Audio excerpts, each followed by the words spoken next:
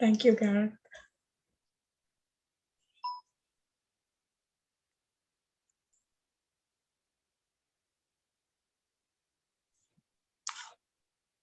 Okay, good morning, everyone. Thank you for joining us today. On this sunny morning in Durban, my name is Masuda Mohammed, Executive Portfolio Holder of the Multidisciplinary Subcommittee at PsySSA Student Division. Today's panel discussion focuses on climate change and mental health, as the recent flooding in KZN still pools in our minds. The flooding continues to lead to negative mental health impacts, including the exacerbation of poverty, inequality, and instability. This webinar seeks to look at how we can galvanize the youth towards climate activism and mitigate the negative effects of climate change while fostering critical consciousness.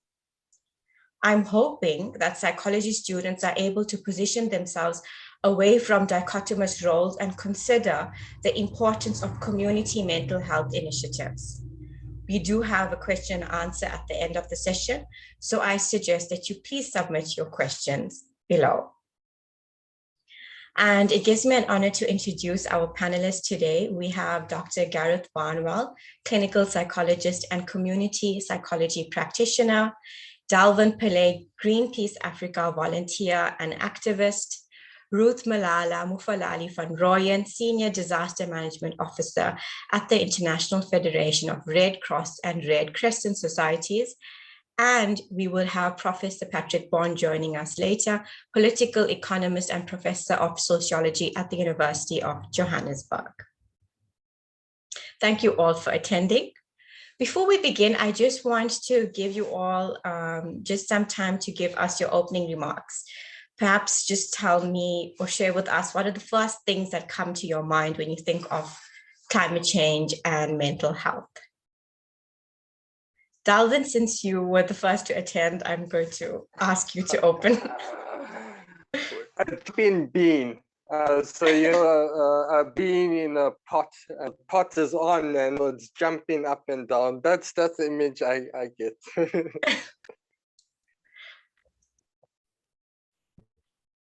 Hi, Professor Patrick. We've just started.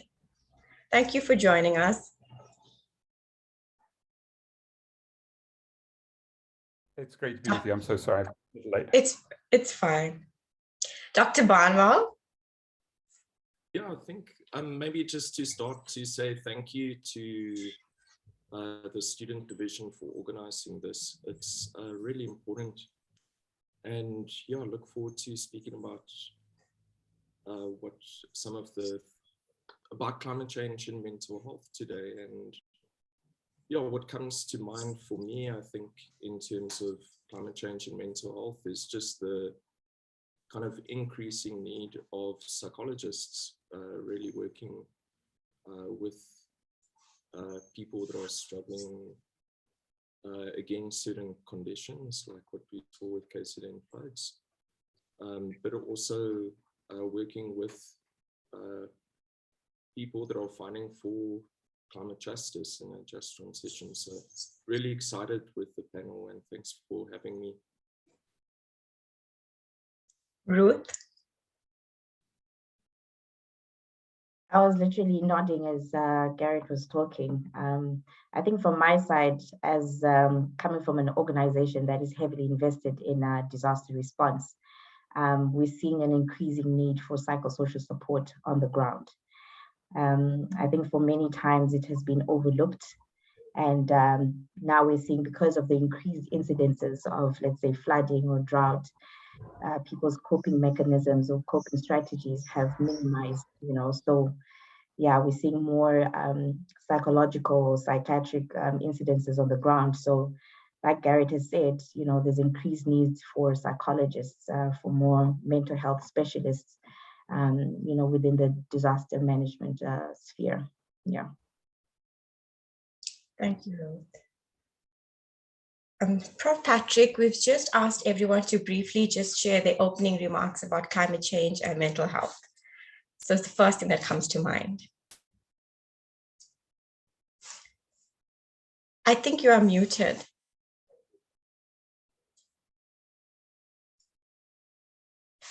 Prof. Patrick.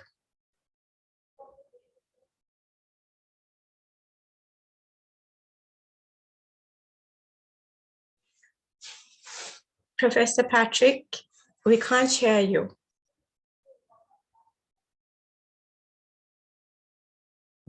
Now it works. I'm so sorry.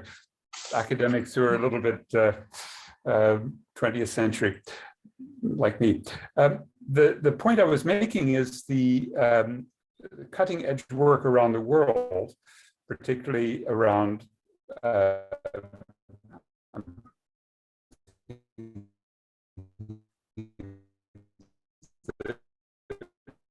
Glasgow,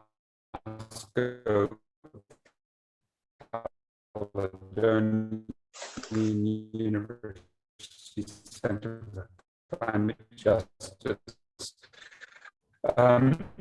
that gets far deeper into reparations, into the loss and damage, the phrase that's often used, is moving towards mental health.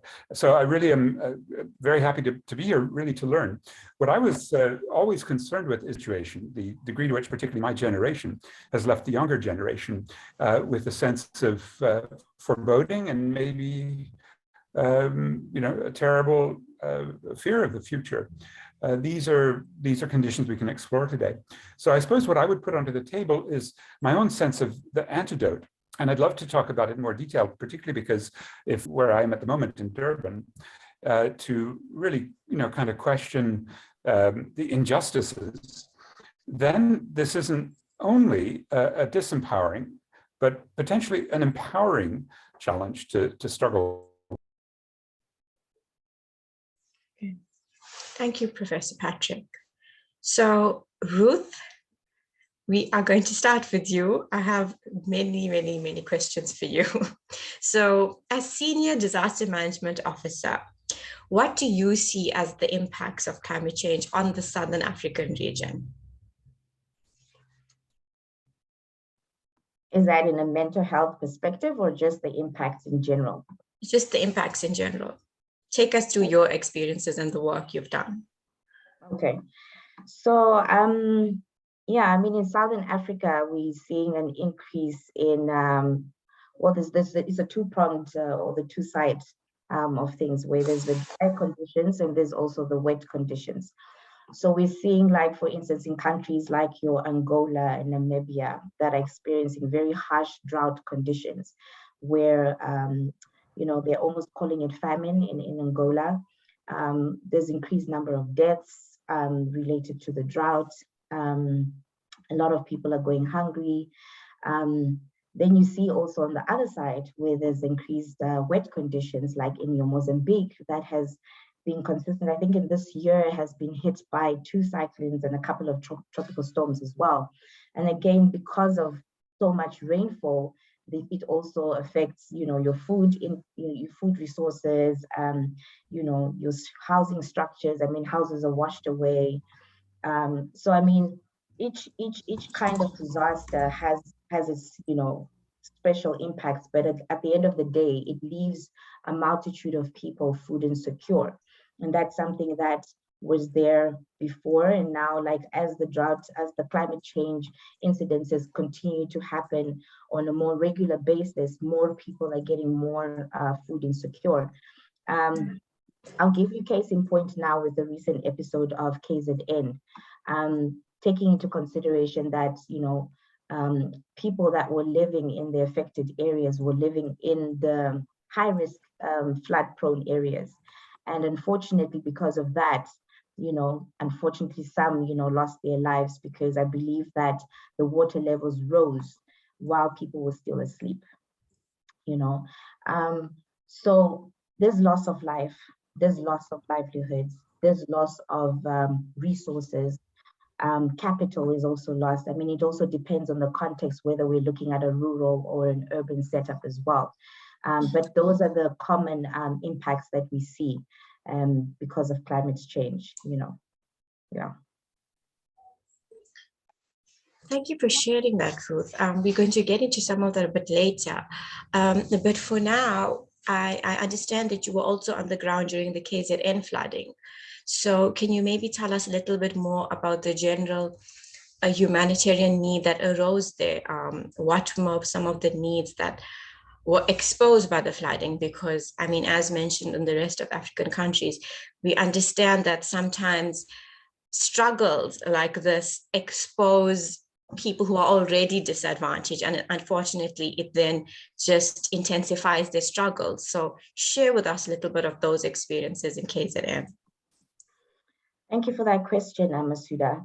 And I think before I even talk about the actual impact of the recent floods in KZN, like you've mentioned, that these people that were affected have been people that have been affected previously.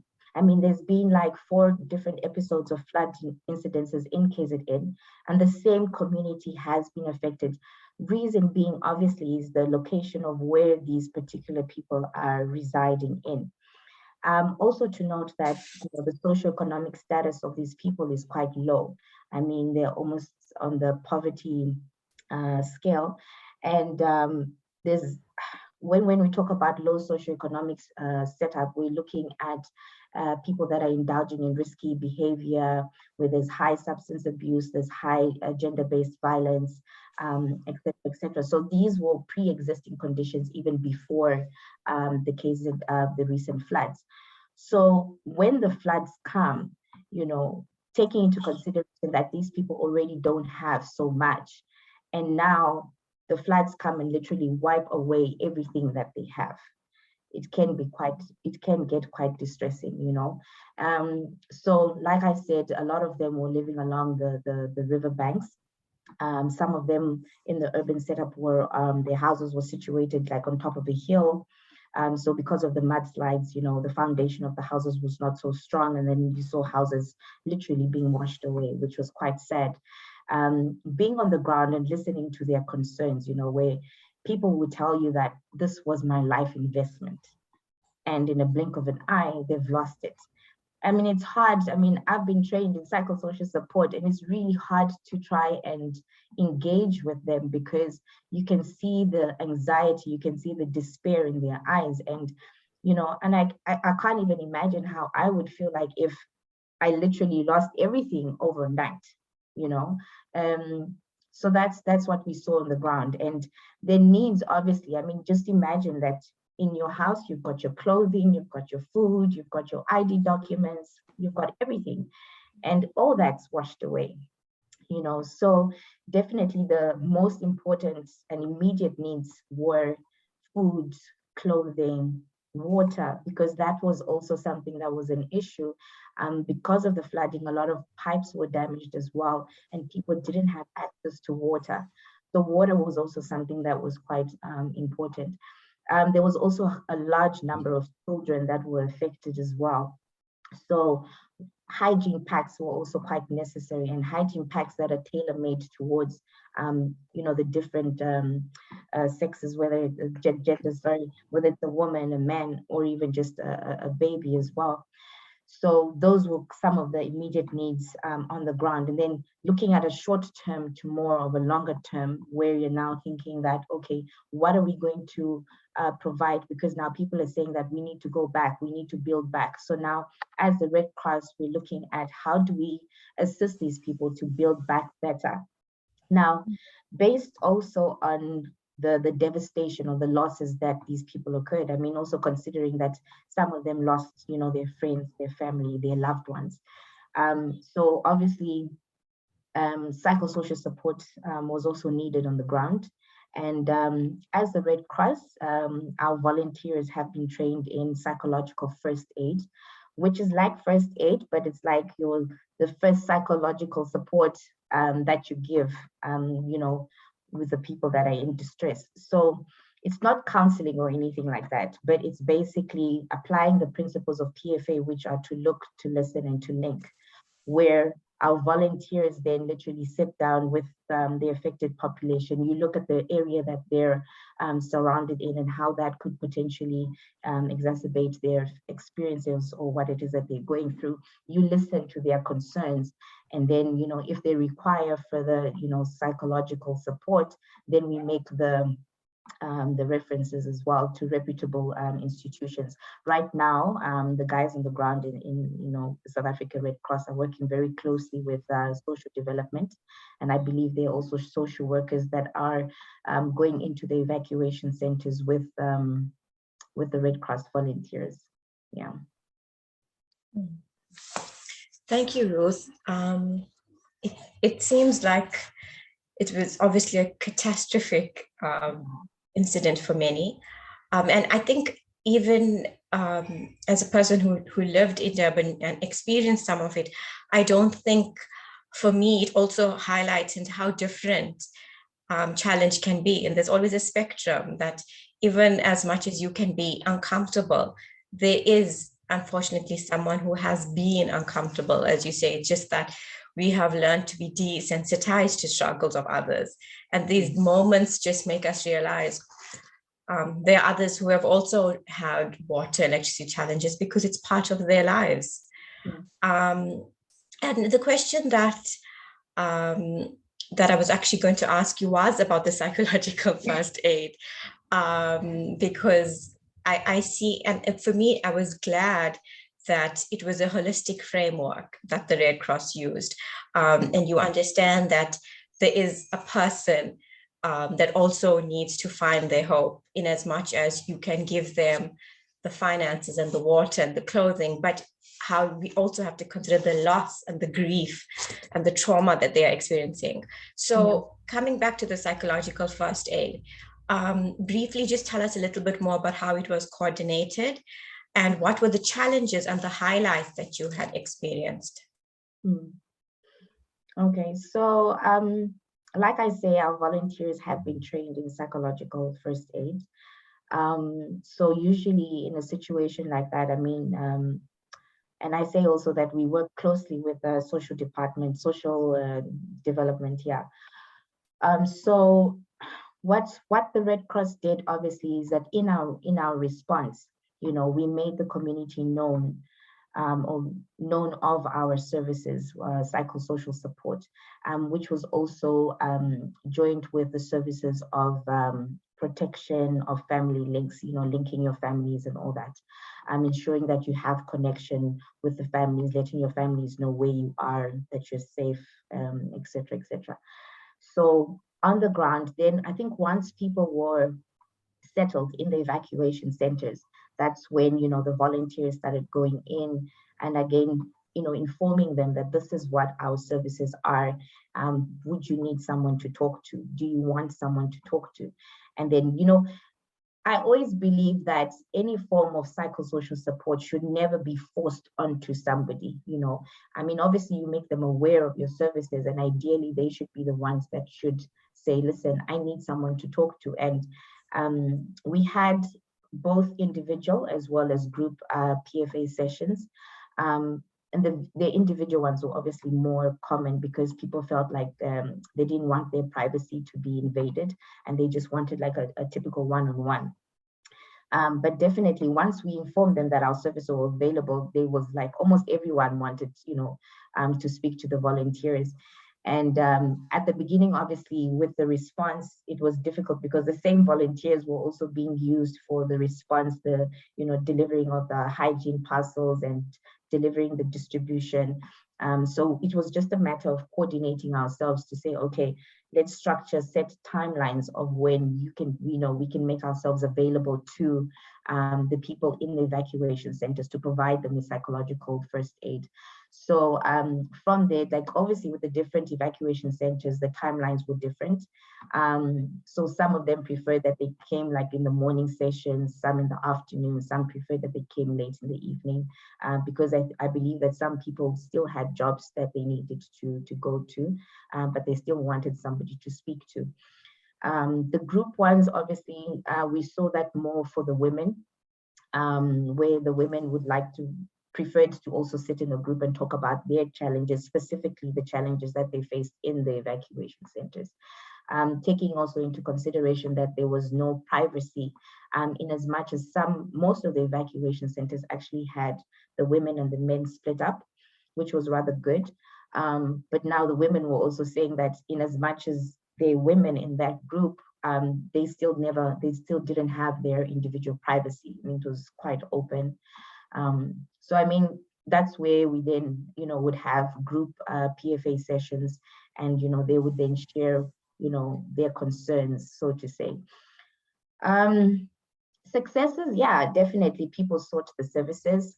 We did see a lot of people breaking down, and I believe sometimes we try to hold up our feelings, and it eats us up from the inside. But now what the good thing that we saw is that people came forward, they sought the services, and we could actually see some of them feeling better. They would actually tell us to say that, thank you for talking to us. We actually feel a little bit relieved, even though the situation hasn't changed. But the perception of, how you look at it, the lens through you look at it changes, I mean, you have to accept that what's gone is gone, but now what happens next? Even though there's that anxiety to say they're not too sure what's coming next, but at least there's a little bit of hope that, now that they're seeing partners coming in and supporting them. So there is, that glimpse of hope. So yeah, those are some of the successes, and then challenges. Yeah, we haven't really experienced challenges. I mean, like I say, when it comes to delivering the PFA support, it's not something that we impose on them, but it's something that we encourage them to seek. So there was no real challenges there. And if there were any referrals as well, that was also made with the Department of Social Development. So no challenges of yet when it comes to supporting with PFA. Thank you, Ruth. It sounds like very important, remarkable work that you are doing, and obviously it has benefited those people most affected. Speaking about psychological distress, Garret, can you briefly just give us some of the effects of climate change and disasters on an individual and group well-being? Yeah, thanks very much, Masuda, and thanks, Ruth. I think Ruth did a really amazing job with describing what's the kind of reactions that people have after disasters. And just basically to touch on the impacts, because I don't want to repeat too much, but basically what we can expect. One thing that we know is that these kind of traumatic exposures are increasing significantly, and I'll share a Save the Children report that shows that one, I think from the in terms of global climate change, we know that the world's on an unprecedented kind of decline, where there will be more of these traumatic exposures, and Ruth outlined many of those that are affecting the region. Some are going to be more slow and kind of insidious, like droughts, for instance, the change ways of life, that increase water security, that have insecurity, that have gender impacts as well. And then others are dramatic, like the floods that we experienced. People respond to these experiences in very different ways. For instance, what we spoke about was kind of the direct impacts that happen after a natural disaster. And what I think what's also important that we're highlighted is most of these events are cumulative. We're not going to be impacted by one event, and people aren't being impacted by, say, just flooding. They've been impacted by changes in the economy, impacted by food prices, impacted by just the ways that, for instance, mining communities that will be faced with the investment in coal, for instance, will also be challenged in terms with how to make a living in the future as well.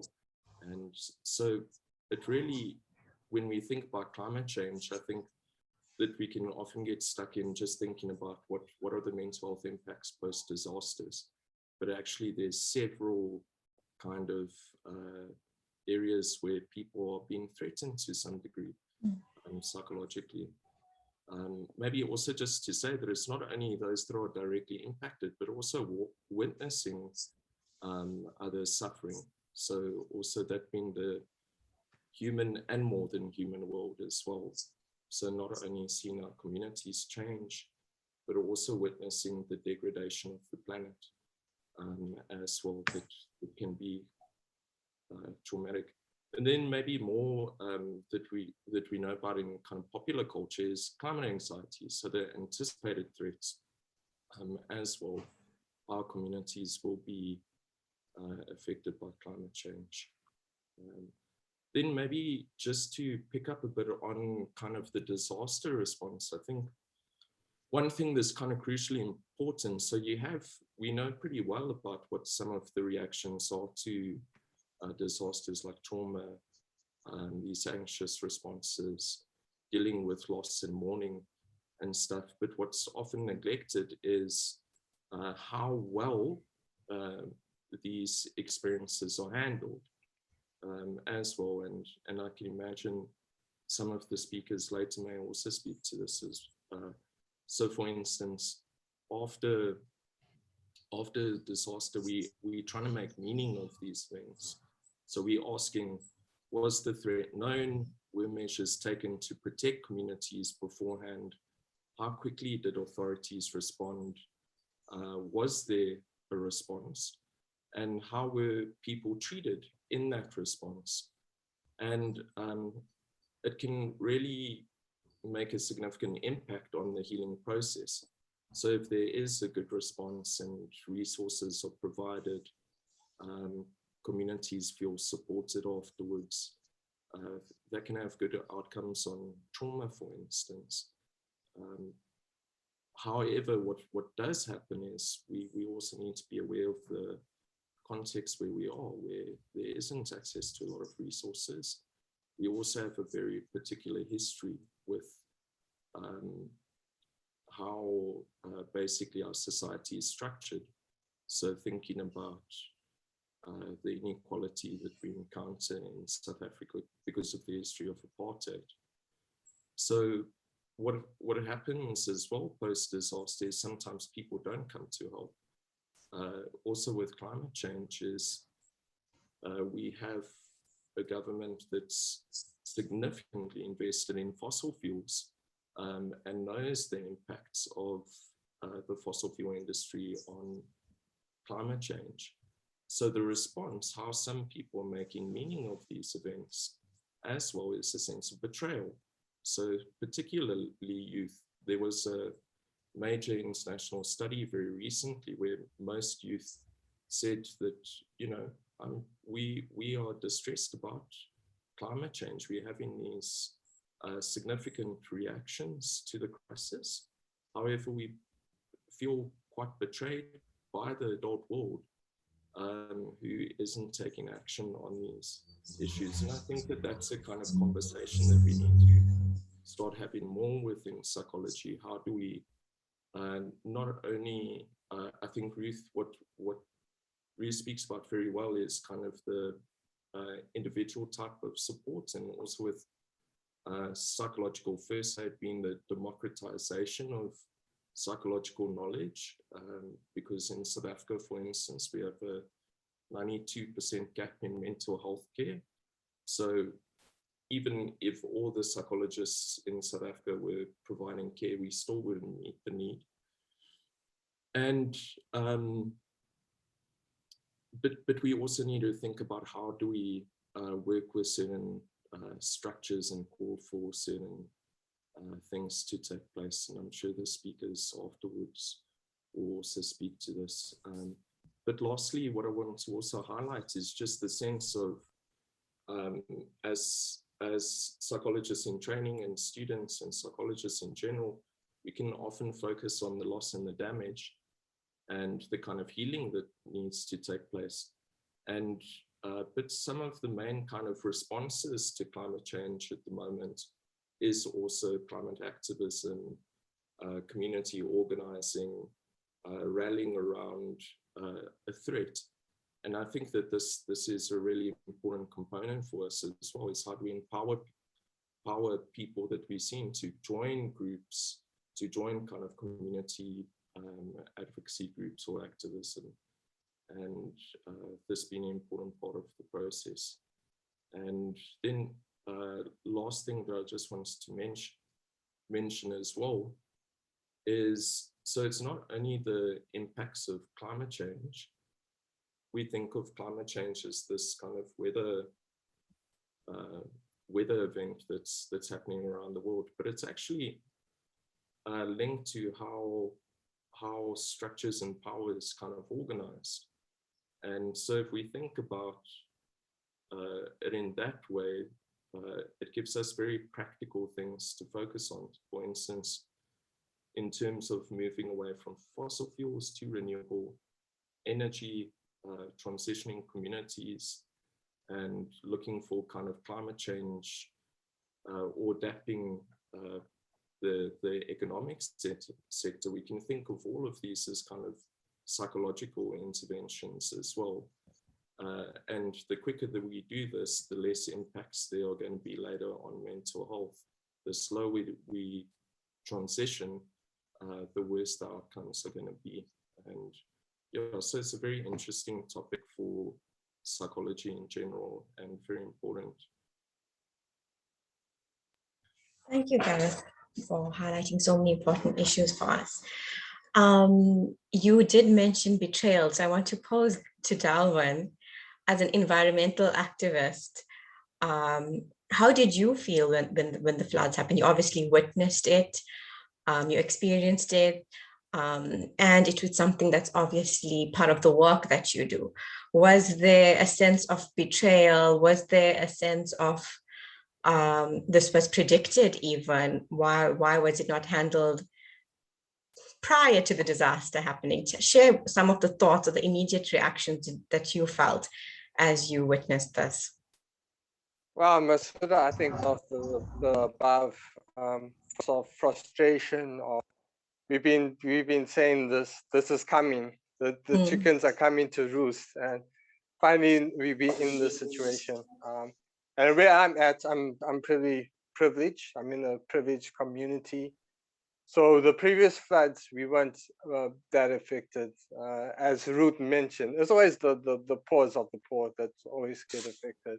And so now and then we get to feel what they feel. We don't have water, we don't have electricity. For them, that's their daily reality. But I mean, for me, it was such a traumatic experience. Hence why I went through all those emotions, because I think also it took everyone by shock. We had no warnings that the devastation that we were going to face. And I think what also happened is because the major floods happened like in early parts in the morning when people are ill prepared. So basically, people woke up to apocalyptic situation. I woke up to people dazed, confused. We didn't have access to basic essentials. So the thing is, what we're going to eat. Our roads were blocked. I mean, we had such horrific stories. A family up on the road, the building collapsed on the child. Both of the access roads were closed off. So no medical assistance could get to the child. So there was a sense of helplessness, frustration, and also the reality of we've been fighting for climate justice and appropriate measures and steps to be taken into consideration because the writing was on the wall. So yeah.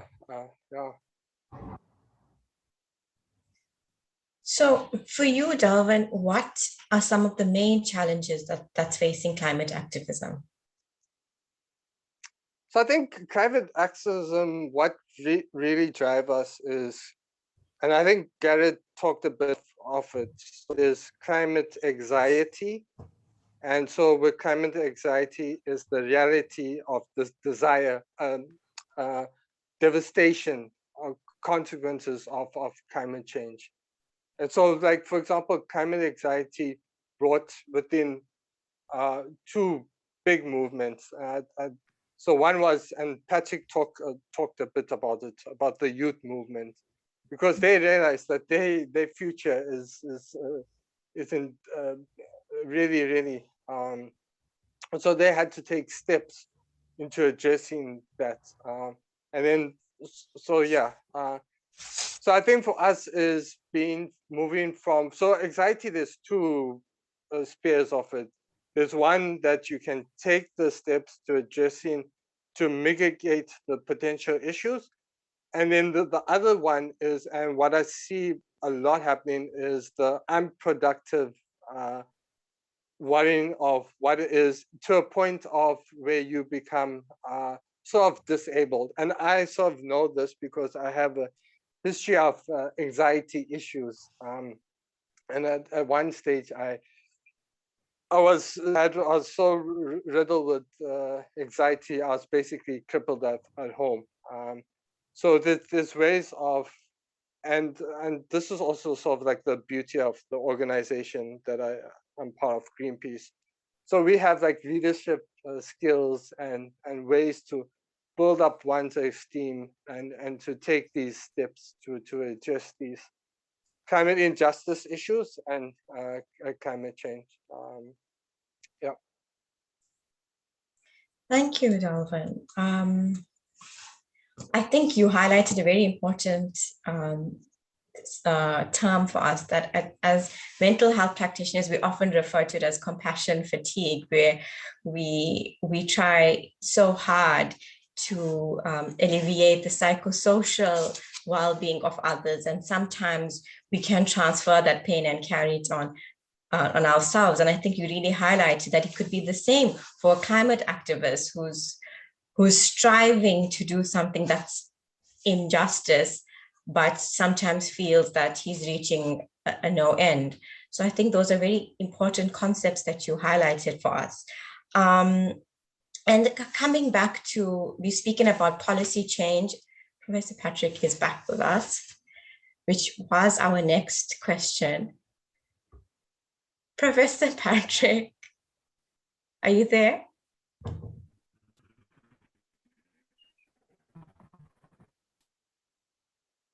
Can you hear us? I am. I'm in South Durban and my connection's here, not what I thought. But I did want to say, if there's still a moment, can you hear me? Yes. Let's try just with audio. Is that profound? Apologies. I had assumed I would be in much better shape. But listen, the positions Ruth, Garret, and I missed most of Delwyn. I'm sure that I'm in tune with them. They really do point to not only that sensitivity about emergency relief. So Ruth's discussion of some of the immediate options, I would also add, many of us were watching Gift of the Givers. It's an organization that we find all around the world and all around the continent, having to deal more with climate catastrophes. And for example, even going to Eastern Cape to drill boreholes or trying to deal with day zero sorts of situations. But where I was particularly impressed is where there are the cyclones that hit Mozambique. And in the northern part of the country, the huge contradictions we've sent a certain kind of relief into Cabo Delgado in the form of soldiers, which will intensify the violence in the area.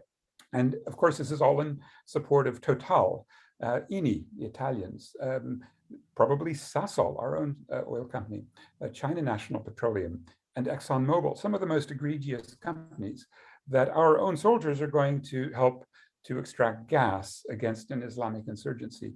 And I think it is, and in local situations here, not only Gift of the Givers in Durban, but the group that I'm closely associated with, South Durban Community Environmental Alliance, and another group that works strongly to politicize these topics and challenge the city to do better, Abeshlali Basem Jandolo, the shack dweller movement. And I would just add that one new movement came up in the spirit of what Garret was saying, which is kind of moving beyond emergency relief and saying, well, what are you doing to not only get us into community halls, but get us a better housing, housing that won't fall apart immediately, housing that's better located, not in the floodplains or on the vulnerable hillsides. And there it was a very interesting, just this week on Monday, I'll put up the press release on the chat box from a group called Umsinzi, which is a group of several dozen victims of the flood who then took over City Hall, and they got the deputy mayor to come out.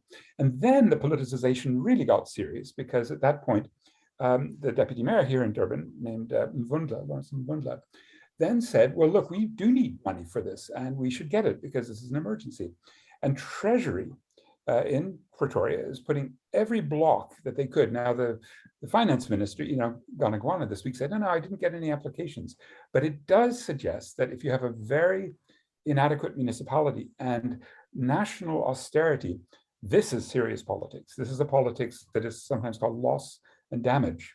And it's being raised in the COP27 by the African delegates, but it's also by civil society groups like the Pan-African Climate Justice Alliance. Because in all of these terrible events, and Ruth mentioned a few of them, Madagascar, for example, having 4 cyclones in 6 days earlier this year, the recovery from the 2019 devastating cyclones in Mozambique just still terribly inadequate, and that's one reason that the insurgency grew. And at that point, another example would be Zimbabwe. And in that site called Chimanimani on the eastern side, when, again, Cyclone Idai from 2019 hit hard, really we could count on local government and the national government in that country to do one thing, which is to loot the resources. And I think that does politicize people so much. A group called the Center for Natural Resource Governance started a movement that I see picking up around the world, which is to demand that civil society be paid. And the way you could do that, and maybe Ruth, you'll know much better from the micro experiences, is to give everyone in a climate hit area a basic income grant for a period until recovery is made. Now, has that ever been done? It has in the case of Ochivera, Namibia, and perhaps there are some psychology studies, certainly in anthropology and in my field, sociology. We have extensive studies of giving people a cash grant in this area, Ochivera, Namibia.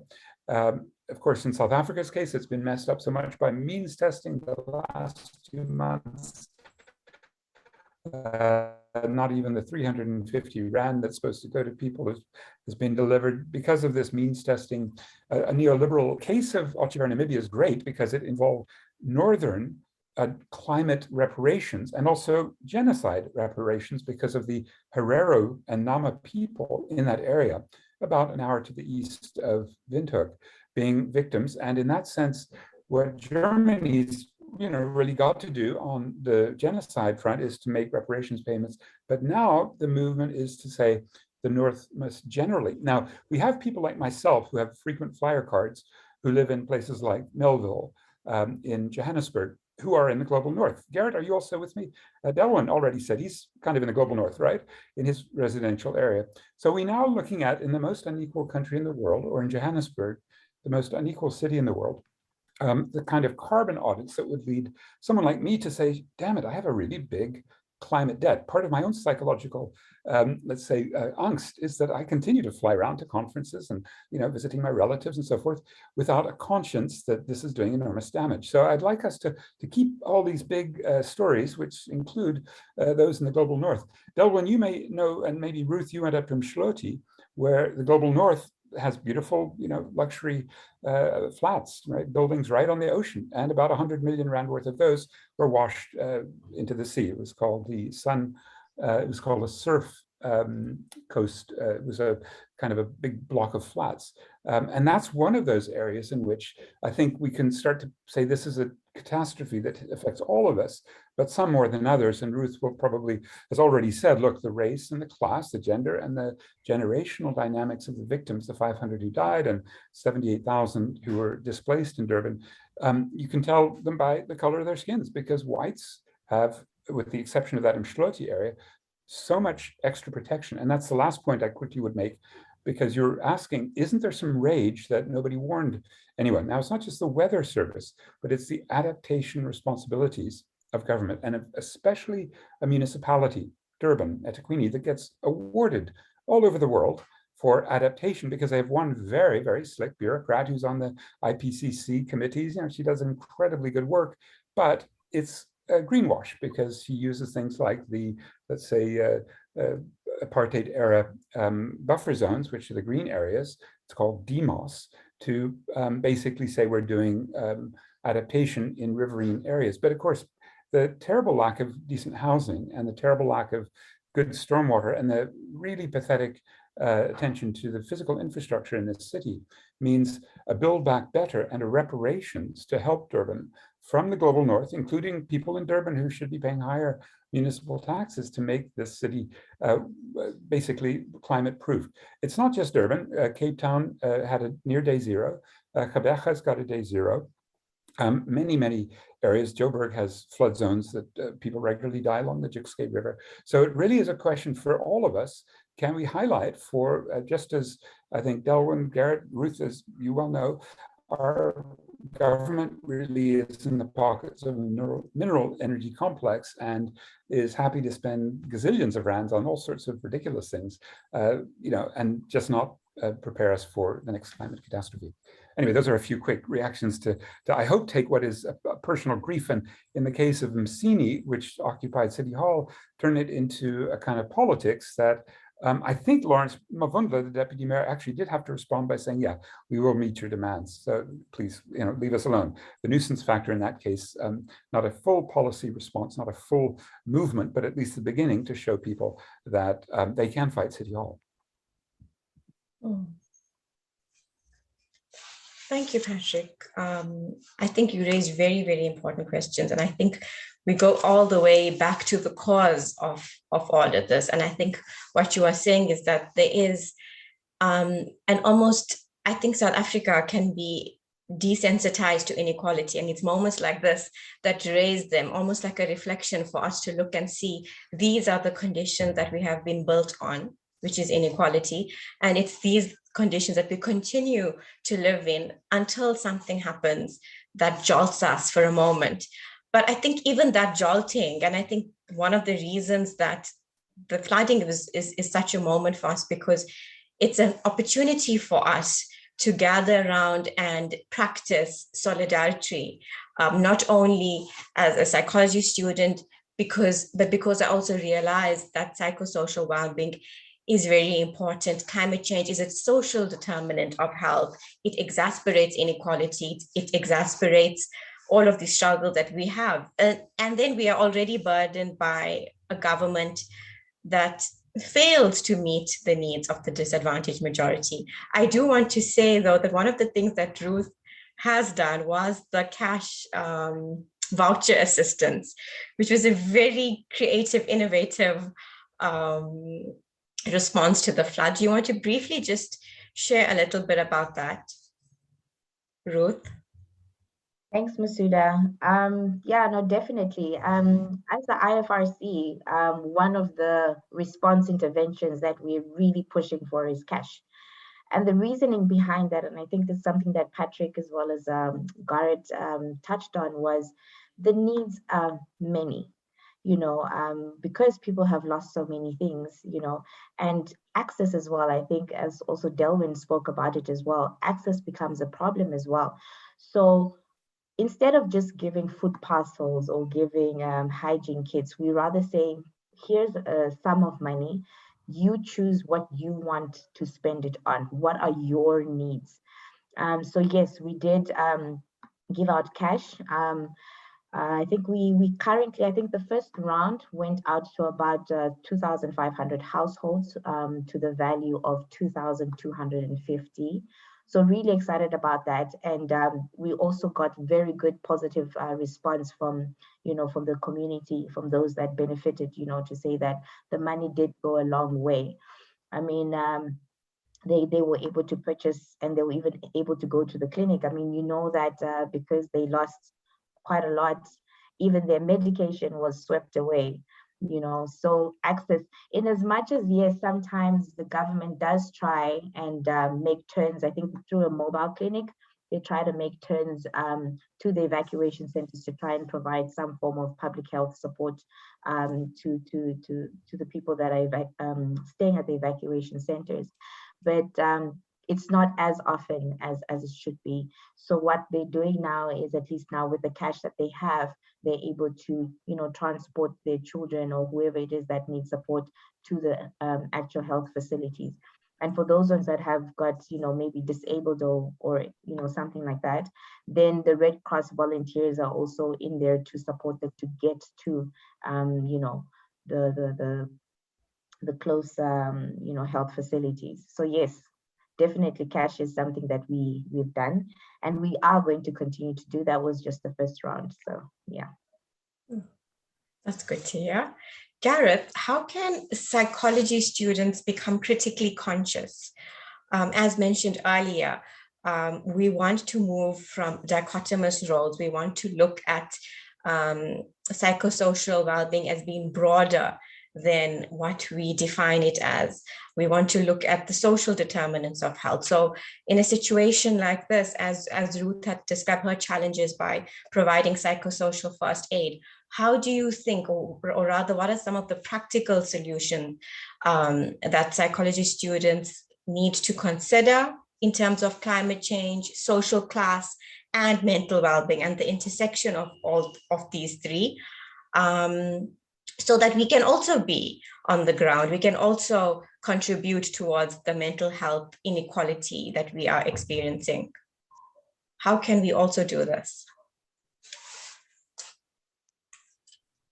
Yeah, so thinking about students' roles in terms of psychology, I think first, maybe just something really interesting to mention is the Psychology Society of South Africa. We just started a group within it, and we're hopefully moving to a division at this year's Congress, focusing on climate change and climate justice issues.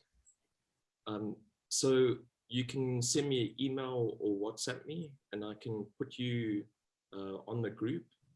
We need 50 members, which we're very near to become a division. And then some of the plans from there are to create some position statements and to start a bit of stronger advocacy. So that's one thing, I think, just in terms of being a psychology student. Then there will always be a role for therapy. I can't tell you, I have tons of, so I've got a therapeutic practice as well. I've got tons of people coming to my therapies, working through issues of whether I should have children or not, having relational kind of conflict, being incredibly worried about not only climate change, but the war in Ukraine, the COVID pandemic, and stuff like that. So there is a very, there is a lot of existential distress that people are experiencing at the moment. I see Jeffrey Rink is also on here as well, and he's a member of PsySSA's climate group. And so he also sees quite a few people in his practice related to climate change. And you know, the reactions are quite severe as well. I've dealt with suicidality as well in the private practice, people struggling with being quite depressed about what's going on. So I think I don't want to discount therapy. So that's also something to emphasize. However, we need to start thinking about how to work towards accompaniment. That means not working only within the four walls of your therapy practice. It means joining climate activism groups. So for instance, Extinction Rebellion, the Climate Justice Coalition. If you're 35 or younger, there's also a great group called the African Climate Alliance, and they're starting to run things like climate cafes where people can discuss these issues. And they've also recently taken the government to court to prevent the government from procuring any more fossil fuel energy. And so, for instance, I provided an expert report for that court case as well on the mental health impacts of climate change on youth. So I think we can also, using that as an example, I think we also need to think beyond what our role is in South Africa. We have a very traditional role in South Africa where we provide mostly therapy, but we can really have, like what Patrick said, and Ruth and Delwyn, a lot of the impacts of climate change are related to losses and damages. So these kind of constitutional harms that are happening, and how do we witness these emotional harms in many ways. So for instance, I think in terms of South Africa, we are still heavily invested in coal. If you look at what is happening in the approval of those projects and the running of those projects, there's participatory injustices. How do we actually witness that communities are being silenced or excluded, and support these struggles, that it does have negative impacts on communities? And then I think from my perspective, so my history is very much, you know, I grew up in a very middle class white suburbia, and how I became more involved was just trying to join groups and really try to politicize myself in some sense. So not remaining in my comfort zone as well, and yeah, just being actively involved. And yeah, I think that would be my recommendation.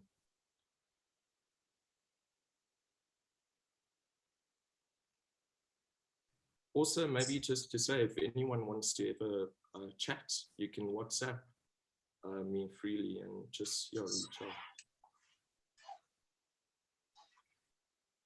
Thank you, Garret. Delwyn, I want to come back to you, and we're all speaking about that climate activism is not getting the traction it requires.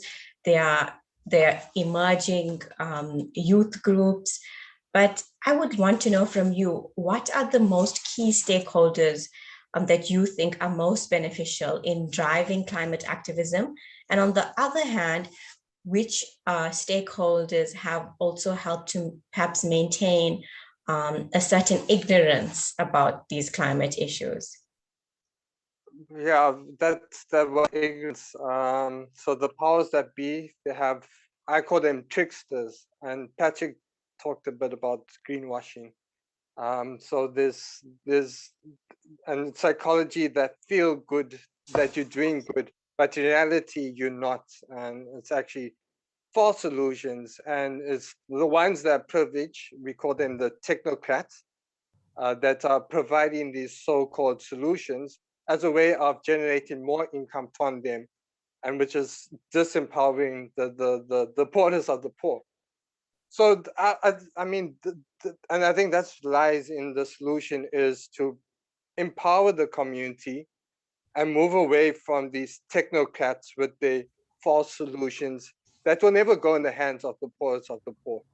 And we know that the solutions are there. They're simple. They're easy. Ruth talked about food sovereignty, and you look at the technocrats supplying us with GMO crops, right? So with the GMO crops comes the fertilizers, the herbicides, and we saw last year the riots, the burning of the huge chemical agricultural plants, UPL.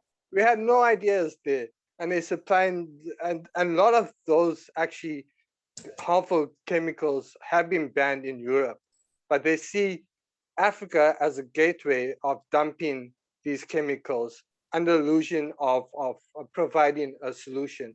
So they give you the GMO seeds, which they say is drought resistant, but we know our indigenous crops are much more hardier, much more resilient. So the way of going or empowering the community is like, use your indigenous seeds, go back to your indigenous knowledge systems that you know worked for you. you know that the community work together in achieving a interconnected. I think that's also a problem. We're not connected as communities. We segregated cells, and yeah. Well, thanks, Mashuda. Thank you so much. As you were speaking, I'm just thinking about the concept of decoloniality, because I think what you speak of is this return to yourself, returning to the ways of knowing and being and living, finding almost a restoration in indigenous ways. And I think even when we look at South Africa, as being one of the most industrialized countries on the continent, and we have the negative repercussions of contributing highly to carbon emissions. So I think when we think of this, we almost can see that because of the segregation and this shift away from previous ways of doing, we are now in a climate crisis. And in trying to restore that, we also have to look towards ourselves, unfortunately, in some ways. I think that's why we are here, because we cannot look up at governance to provide the reparations that we require. As Ruth work has shown us, you have to seek the solutions on yourselves. So to Professor Bond, what are some of the opportunities that we have for climate activism? How do we as a youth get involved? I know you have listed some youth organizations, but how do we sort of build this traction? We don't want it, I'm concerned that we are at risk for becoming desensitized to climate disasters. And if so, how can we stop this? Well, it's a great time to ask, because we've just seen since October last year a revival of a kind of climate action and to some extent climate justice. And what Delwyn was saying is absolutely right. Climate action alone, the kind of stuff Al Gore became famous for, can lead you to the sorts of false solutions: nuclear energy, GM trees to sequester carbon, to suck it up, or dropping iron filings in the ocean to have, basically algae blooms that will sequester carbon, or putting sulfur in the air to block the sun's rays. I think, Delwyn, that's where you were going with that, right? The false solutions. So avoid market solutions, technical fixes. Bill Gates is most notorious. And as you find climate movements, let's learn from what happened last October. Patrick, do you want to stop your video so we can hear you? Right through February, and then last Monday, you might know, High Court, there was a hearing on the Crisis Committee, along with associate. That would be better, wouldn't it? Yeah. And what these groups, I was just saying, in the High Court last Monday, they fought, and the local agent of Shell, a man called Johnny Copeland. Johnny Copeland was a former left-wing activist here in Durban. He was a trade unionist, but he became and now he's the biggest oil man in the country, in league with Total and Shell. What an extraordinary moment for activists, Masuda, to really get to the question, where can you get involved? Because you might remember, starting last October, really picking up in November, December, all over the beaches of South Africa were protesters against Shell. And Garret, I don't know, you were in Joburg. We were out in the streets in, XR and protesting at Shell stations, even in Johannesburg and in inland sites. Fantastic. But just to unpack that for a moment, it was really four groups, wasn't it? It was the marine conservationists who raised the alarms about what's called seismic blasting, when a ship goes and kind of blasts and tries to find out if there's gas or oil deposits. Secondly, there were those concerned with ecotourism and the damage to the coastline, especially, the Wild Coast. This is one of the sites where the oil companies think there's lots of offshore gas and oil deposits. And there are plenty of people who love the Wild Coast. And then thirdly, there are communities along the Wild Coast with extremely active fisherfolk associations. So those then tend to be not just white retirees and those with beach houses, but also on many stretches of the old homeland sites in the Transkei, the old Wild Coast, you have Black communities. Some of them are the most politicized against extractivism in the country, in the continent, like Amadiba Crisis Committee and Sustain the Wild Coast. And then it moved to the Atlantic coast, where fisherfolk and all sorts of other really impressive, kind of defenders of the coastline got together. And then there are the climate activists. So you put those four together: marine conservationists, ecotourists, the community and fisherfolk constituencies, and the climate activists. It's very interesting. Those are different race groups, different class groups. They have different rhetorics. Their ability to link local and global is very different. Their desire to confront the government or to have a constructive relationship, a discussion relationship, differs, but Gwede Mantashe has made it very easy because he's alienated everyone, the Minister of Minerals and Energy. And then the Environment Minister's done absolutely nothing. And President Ramaphosa comes to Durban. Ruth, I don't know if you saw him, and he was in, I think in KwaMashu on April 14 saying, hey, this is a climate crisis, right? We've got to change things. The next day, literally, he's at the Oil and Gas Association conference in Cape Town saying, Africa needs to exploit its gas. So we have exceptional contradictions where the elites are really, distinct from the base, and they are understanding that they need, in a sense, to do rhetorical. They also use this as a way to say, hey, it's not Durban being a bad municipality. We were just hit by an act of God, so don't blame our municipal officials. So there's a sort of line of rhetoric at that level too. But finally, what I really fear, what I know they really fear, I should say, is not necessarily an upsurge of these little small movements, because we don't have labor. We don't really have the youth. So those are two big constituencies still that we're waiting to find a voice and interest that they can articulate here. Youth are always out there, but to be generationally angry, right? A healthy sort of, let's say, Greta Thunberg style of articulating how the older generation is just doing blah, blah, blah. That's the sort of anger and delegitimization of the elites, I think that's necessary. And we don't have that yet here. So what do we have? There's something that I fear, and they fear, is going to be the critical force, which is sanctions, like anti-apartheid sanctions from the 1980s, which delegitimized our ruling class, both white capital and the white racist regime.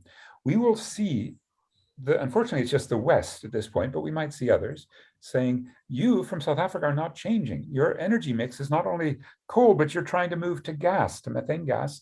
That's blood methane from northern Mozambique. What you're doing is not serious climate change, response to climate change. And your exports have embedded in them all of this high carb and high methane, right, and high carbon dioxide energy. And so your exports are cheating the world and making the planet unlivable. Therefore, we're going to put on tariffs, or we're going to boycott or have sanctions against South Africa. Now, there is one group called the Climate Justice Charter Movement, very strong group with good groundings in things like food sovereignty movements and COPAC, a big co-op movement. So I really respect them. And they are saying we need sanctions against South Africa already. And I think that might be where this goes. It might be such a divorce between the interests of the planet and the people, and especially the sort of project of climate justice, which is to put race and gender and class and generational justice right at the center. And there's such a difference between that and what our elites are doing that we may all be calling for sanctions against exports from South Africa, which is actually going to start in January from the European Union. It's called a carbon border adjustment mechanism. And the last point, whenever I hear Cyril Ramaphosa or big business talk, they are always talking about the fear they have of sanctions, of a carbon border adjustment mechanism. We need to pick up on that, and we need to begin to say, as my friends here in South Durban are saying on Transnet, boycott, sanctions, financial sanctions, take these companies down because they're going to take us down if we don't. Does that make sense? Yes, indeed, Patrick, thank you. Lots of ways that we as the youth can unify against climate injustice. I think there's definitely a call for our voice to be louder and angrier even, because that is a prerequisite if things have to change. Delwyn, do you want to add anything to what Patrick has said? Do you think there's anything that, or any other ways that the youth can get themselves involved in? Yeah, well, Patrick talked about that critical mass, and which we are lacking. I think the youth sort of falls back into the system and the grind of day-to-day earning a salary, and so they don't, yeah. And I mean, this is where Greta with Friday strike, I mean, that's how you stop the system. Don't go to work, don't support them. So we need to reach that critical mass. I suppose there's also ways that one could do it creatively, to make it fun and exciting, and also play around with alternatives, because that's where my passion lies, is creating this alternative to this negative corporation feedback system that we find ourselves in. And I think the beauty lies in making these magical connections. I always go back to a garden, because it's for me, it's the way of going back, getting your hands dirty and getting really in touch with nature. Because my nature is fantastic. She's the best teacher.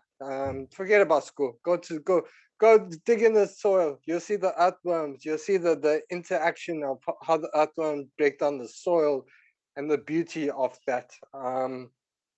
And once you start growing and making stuff, you can actually form a whole economic system based on that. I think that's also the Patrick talked about the climate justice movement and that. And so they worked on the climate justice charter that they presented to government, and of course the governments will have, they're not interested, because that's not a profit before people a policy. We know their interest lies in generating profits and that. So yeah, and my passion is, how do we take this charter into the community? How we make it a living, breathing charter? And for me, it starts in the garden, growing your food, because it's in. We live in South Africa. Food is your country, and we've seen how much of waste that we generate. You go to the landfill, and that's just producing methane, exacerbating climate change. So I think I'll end it. Thanks. Thank you, Delwyn. You highlighted something that actually was one of my personal reflections during the flooding, and when eventually we could leave our homes and we could see the devastation that occurred to historical buildings in and around my area. And one of the things I remarked was, wow, Mother Nature is as nurturing as she can be just as destructive when she's angry. And I think it comes back to the rage. That it was almost her saying that she has the last say, in as much as we have the elitist, we have everyone trying to use resources for their own personal gain. We have activists such as yourself, and we all trying to steer things in the opposite direction. And it felt like she was the one that called the shots at the end, because at the end of the day, we were quite helpless in the face of Mother Nature. So I think it comes back to also respecting her. I think she's demanding a sort of respect and a recognition that she will take things in her own hands if we don't pay heed. So in light of the suggestions that Delwyn and Patrick suggested, Ruth, I want to just ask you, how can we improve and assess and also develop plans of action in and around our communities who have been affected either by disaster or struggles of inequality? How do we develop this critical thinking that we can do a needs analysis, identify a community? What are some back to basic tips that you have for us as a group of students? Okay, thanks for that question, Masuda.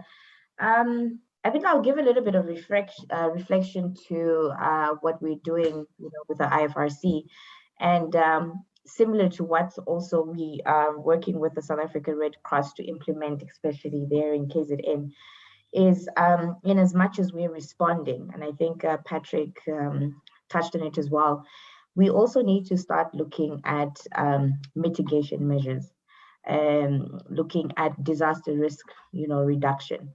So we already have an idea that these are incidences that are not going to stop, and more likely these are incidences that are going to happen more often.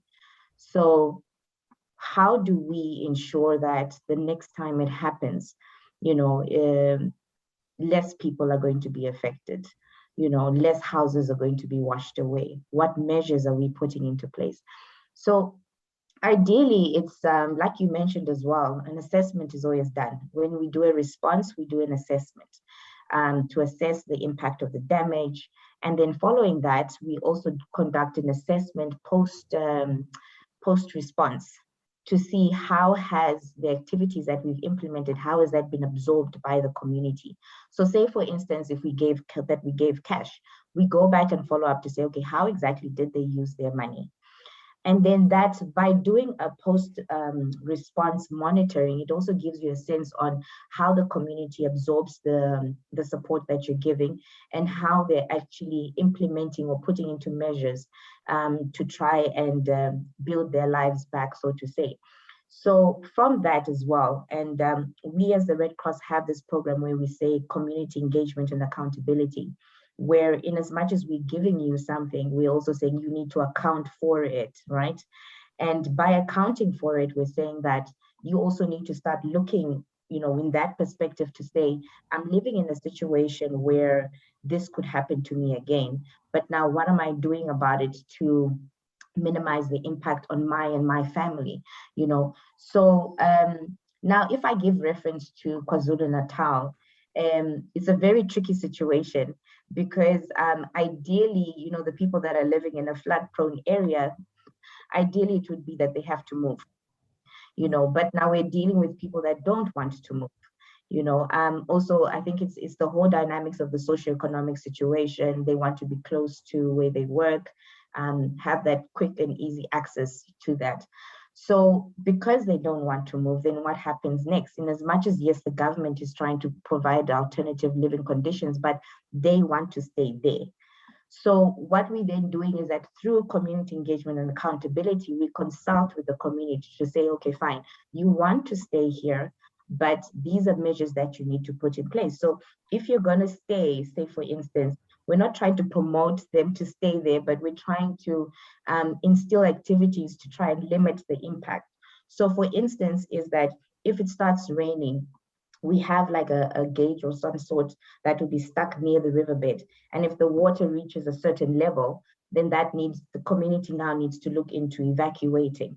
That's one incidence that the communities are putting into place. Well, that's what we're doing now to try, and it starts with education as well, educating them that, listen, this is what happens. Obviously, when it rains, now you need to measure the impact of the rain, the water levels, and when exactly will it impacts, cause devastation for the community. So by having that gauge, it kind of like, limits that. And then, but now obviously there'll come the issue to say, where do we relocate to, should the water levels rise? And then this is where, it's very important to liaise with the government to come up with these evacuation centers, so to say.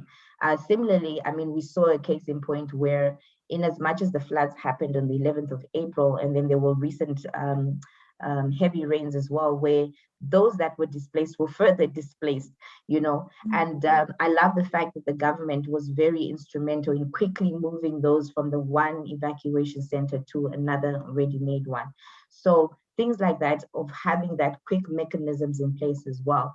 Mitigation measures also ensure that not only as an NGO, but also just people out there ensure that, okay, do I have I like to call it like I wouldn't say a runaway bag, but but you have a little bag with all your goodies in it. So should a disaster occur as well, you can easily just grab it and you can, head out. But from a community setup, I mean, I gave the example of the gauge, and there's actually other examples as well that we can put into place. I think also looking at it from the PSS, focus is that what we're also doing is called community-based psychosocial support as well.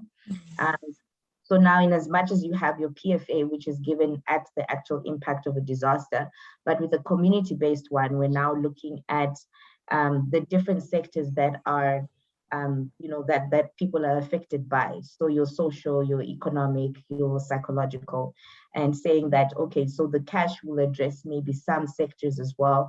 And then the others just say you have your gardening projects where it gives some source of financial benefit, but yet it's also providing a source of food for the household.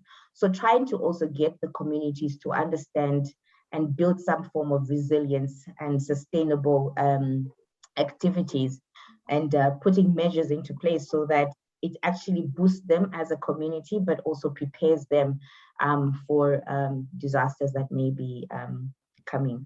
Yeah. Thank you, Ruth. We have reached the last 5 minutes of our session, and I have a rapid fire round for all of our panelists. So I just want each of us to share 5 things that we can all start doing from today that could make us all climate activists. Garret, can you please begin? Oh, I think I'm going to just repeat myself, but I think it's join the PsySSA CUP group, join ACA, the Africa Climate Alliance, sign up for a couple of activities that are happening in your area, and just kind of get very involved. And what I want us to do as well is just give a shout out to who I think is quite important. I mentioned there's a couple of psychologists that are working on these issues. So I see Brendan Barnes is here. He's the chair and also of the CP, and then he's also the vice dean at UJ, and has created a lot of space in terms of research, looking at critical psychologies and community psychology, focusing on climate and environmental justice. And then also Shillett, who is a student psychologist, has started an NGO, and who is beginning to run groups to process what are some of these experiences that are coming up. So Shillett, I hope you can share your contacts in the chat. But I think that there is this growing movement within psychology that anyone can connect to. Thank you. Delwyn? Yeah, I think as Garret mentioned, join a environmental-based organization. For example, Greenpeace, and I mentioned previously, they offer trainings and skills. So you can move a point of being stuck in anxiety to joining this growing movement. And we always need more people because there's too few of us that's actually on the ground. So we need that upswelling of people. And then Patrick talked about sanctions, so going to companies and putting pressures on them, boycotting, growing your food. I also mentioned that's a simple thing to do. Or join a community food garden, getting your hands dirty. I think move away from the computer and get back into the cycle of Mother Nature, because I think that's also one of the issues and psychology issues. We get stuck in the fast-paced lifestyle, so we need to like put the brakes down and slow down. And gardening is actually quite a revolutionary act, and there's actually laws that hinder. I thought people might have heard about the cabbage bandit. So yes, there's a guy up in Joburg, and he just adopted a spot in his verge and started growing food, and you got harassed by the police and the metro, and he took a court, but he won it. So gardening is quite powerful. And another one that links is seed banks, because I mentioned the proper nature of corporates taking ownership of seeds with GMOs. So the need of safekeeping our seeds that we know that are resistant, our indigenous seeds, Because if that's gone, we lost. That's our only hope. And that's based on abundance, because if you plant one seed out, it grows, right? So moving away of scarcity that's created by the corporate, so they take ownership of resources to where we move to abundance, where we should be living. So yeah, that's my answer. Thanks. Very wonderful suggestions, Delwyn. Ruth?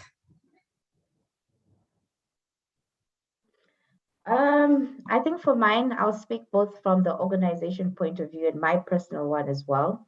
So currently we have an initiative where we are encouraging communities to plant trees. And I mean, it has to do with trying to decrease the carbon footprint, but at the same time, you know, fruit, especially planting fruit trees, it's, you know, it's a source of food and can be also a source of income. So definitely plant more trees. And then from a personal point, I'm always encouraging my friends and my families to, you know, with gardening. And I have also started a little mini garden. I've got my little plants, and I'm now looking into growing my own vegetable garden as well. So I'm really excited about that. And I'm really also encouraging, because I always believe that if we want to see the change out there, we need to start looking at the change within ourselves. We need to start doing the change. So that's that for me. Let me start with me before I can go out there and start pushing for everyone else to do it. But yeah, thanks. Patrick? Well, I always am inspired if the conditions aren't as ripe as I hope they would be on the ground for street heat.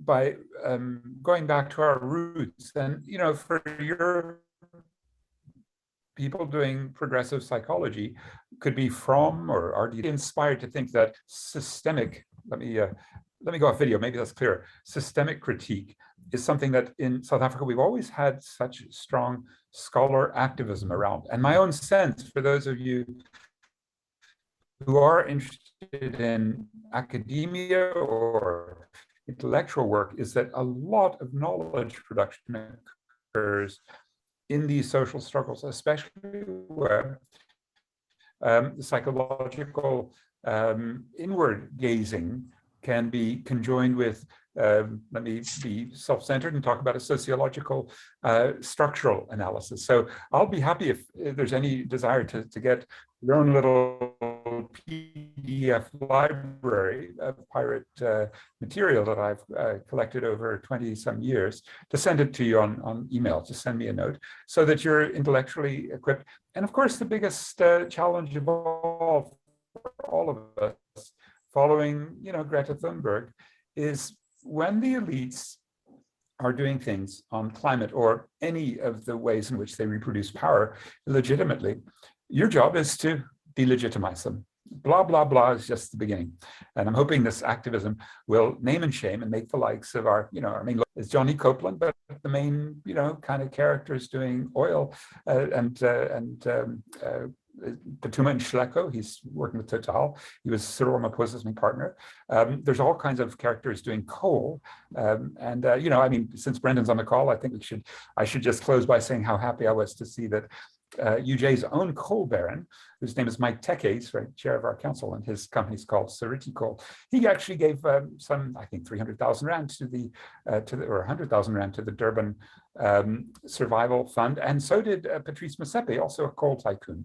So I think we're beginning to get to the point where an individual psychology can be called in, and reparations demands, and, you know, a personal responsibility added at the level of the global north, where even, you know, Black South Africans, and especially a certain president who, as a coal tycoon, was, you know, very close to the Glencore company that was busted for its corruption last week.